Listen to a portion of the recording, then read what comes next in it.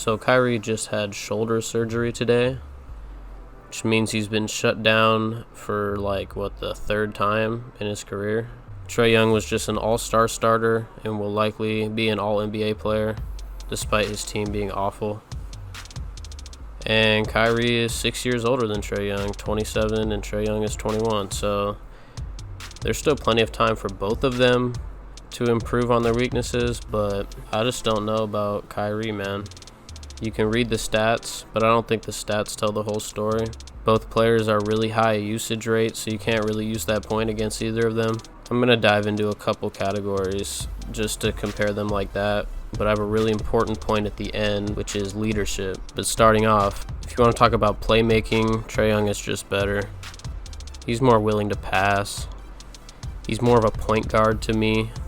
I said this a while ago to a couple of my friends. I think Kyrie is really a shooting guard deep down. I think he would be a nasty shooting guard. If you could tell Kyrie to just go get buckets, don't even worry about passing the ball, I think that would be the best option for him. And he could probably average 33 points a game, honestly. But the reality is he's a point guard and he's not a great passer.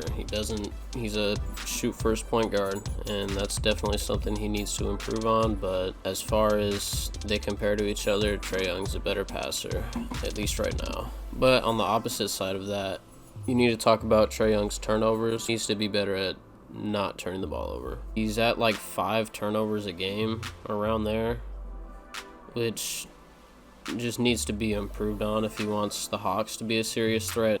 But I was watching the Blazers-Hawks game where they absolutely destroyed us. That sucked. But he does a lot of jump passes, and that's something that I think can be fixed over time. And he's getting a lot of turnovers where he's jumping in the air and he's stuck, and then he just doesn't find somebody. And against us, he didn't have that many problems because we're terrible on defense. But if he's in a playoff series and he's playing a good defensive team, he really needs to not have silly turnovers like that for his team to win games. But he's only 21. He's got plenty of time to improve on that, so I'm not too worried about that right now. But the turnovers need to get down for sure. Defensively and rebounding, both go to Kyrie for sure. But neither of these guys are really good defenders. Trae Young especially, he's really bad just because of what his body size is. He can't guard anybody.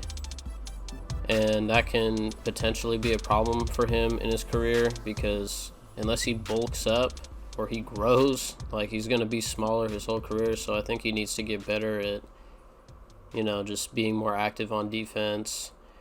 Because you can tell he definitely saves some of his energy for offense. I mean, that's just the kind of player he is. He's really good on offense and not good on defense, so he's going to try harder on offense. But Trae wants to have his team be competitive in the playoffs. Every good team's got a point guard. You got to be able to guard the other point guard. Or they need to get a shooting guard that can guard the other team's point guard and hide him, similar to what the Warriors do with Curry. If you want to talk about scoring, that's probably the hardest thing to compare because these guys are both elite scorers.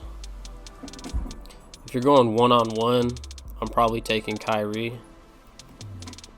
And it's crazy to think that I'd only take Kyrie by a little bit considering he's 6 years older and he's got 8 years compared to Trae Young. It's only his second year, But the biggest thing for me is I think Trae Young is built for today's NBA. I think in 10 years we're going to look back and say Curry, Dame Lillard, and Trae Young really, they set the foundation for what the league is today. Because I think more kids are going to be being trained that you need to have a three-point shot, and more players are going to be trained that if you want to be able to be on the floor, you either got to be great on defense or you got to be able to hit an outside shot, And I think Kyrie also fits this mold, but I think Trae Young is just more dynamic off the screen. He's more dangerous deep, and I think in a couple years he's going to be one of the best players in the NBA for sure, if he isn't already. Another big reason that I would take Trae Young over Kyrie is because Kyrie is one of the most injury-prone players I've ever witnessed in my life. And I know it's hard when injuries aren't most of the time the player's fault. But man, you look at these injury lists for Kyrie. I mean, just this year, he's had the shoulder, his knee, personal hamstring. But if you date back, I mean, he's had shoulder injuries before, his knees, his back, his leg, and it goes on and on.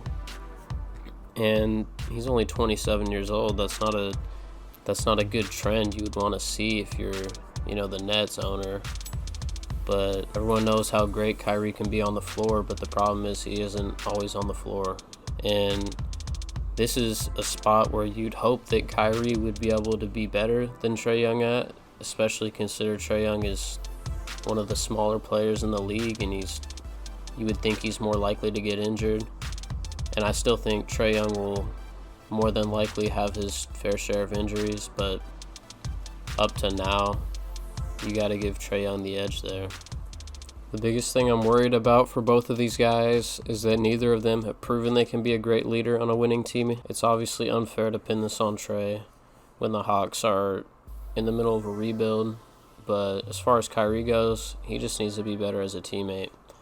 I know you can say he hit a big shot in the finals and he had a great final series, but he had LeBron James on his team. Let's not kid ourselves of that. Kyrie just needs to be a better teammate to me. No amount of stats or analytics can explain the difference between a good leader and a bad leader, but it's happened in Cleveland before LeBron. It happened in Boston, and then when he got hurt, they went on to push the Cavs to 7 games, with Jason Tatum being their best player. So I just don't know if he's mature enough yet to be the number one option on a championship team. Obviously, he's in a good situation with Kevin Durant next year, but individually, he just hasn't shown me enough yet. I remember a couple years ago when people were comparing Dame Lillard to Kyrie. Statistically, of course, you can make an argument, but when you look at the way a player is able to lift his teammates and be a leader and be a top guy in the locker room and how you treat your players, that goes a long way when you're hoping to compete in a league, because chemistry matters.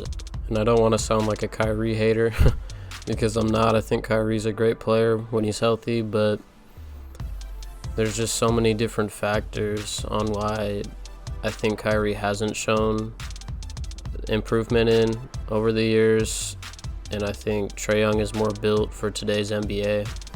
So I would take Trae Young over Kyrie today and going forward. But that's about all I got, so see ya.